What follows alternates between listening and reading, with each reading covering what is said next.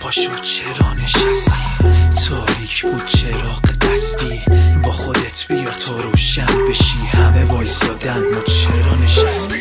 دور همیه دور بقیه خط میکشیم قرمز، دایره فهرست کامله، میریم جلو با جیگر آهنم داریم، میدونی که لازمه واسه بدنت واسه بدنت واسه بغلیت که آهن پرسته. فرقمون اینه آهن رو با هم باشیم، میدونی واسه ما آهن نچسبه. شهر شده پر دیوانه، شرم داره پر بیماره. من اگه نخورده مستم به دلیل نیمه پر لیوانه.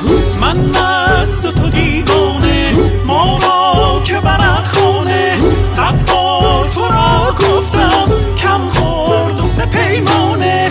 در شهر یکی کس را هوشیار نمی‌بینم، هر یک بدتر از دیگر شوریده و دیوانه. پیر منم جوان منم تیر منم کمان منم دولت جاودان منم. من نه منم نه منم نه تویی نه منم. من دنبال هدف فقط از خودمه که عقب ترم، نه هم ردم نه هم قدم. میپره عقل از سرم میبینم فقط منم، دور همی در کار نیست خاطره بود ورق زدم. شعرام طبق شلیک میشن تو باطلاق با من لجن. ارادت منم و قلم توی پر کلمه بلده همه رو بغل هم بچینه و بخیه کنه و تهیه کنه و ذخیره کنه توی مغزش. طرفدار توی قلبش، ضربان روی نبضش، بدو میکوبه میخونه روی ضربش. همه دنبال قبلش من دنبال بعدش، دکتر بایرتش میمونه پای حرفش. مثل اونا نیلات مجازی حرف بزنه و بپیچه بره و فکر نکنه به عاقبتش. رجز خونیه نگفت آواز، نمیشیم جلو کسی دلار راست، ولی به احترام شنسانی سکوت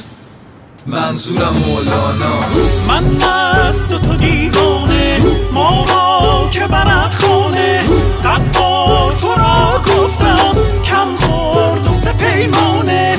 در شهر یکی کس را هوشیار نمی‌بینم، هر یک بدتر از دیگر شوریده و دیوانه.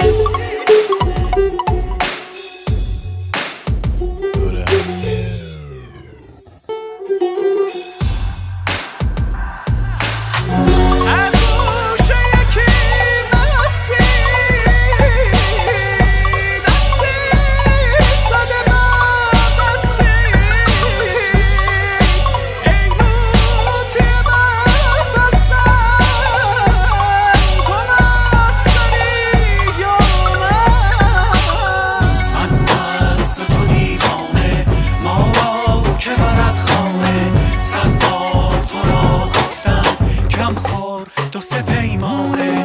من مست و دیوانه، ما را که برد خانه. 100 بار تو را گفتم کم خور دو سه پیمانه.